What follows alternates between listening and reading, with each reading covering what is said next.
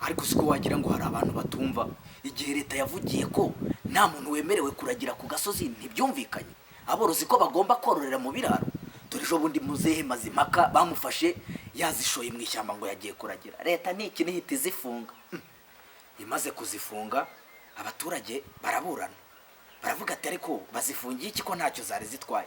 Leta iravuga ati twabivuze kenshi ko insengero zitujuje parikingi ihagije, zidafite ubwiherero buhagije n'ibindi byose twavuze tugomba kuzifunga. Abaturage baravuga ati reka reka reka nimuzifungure.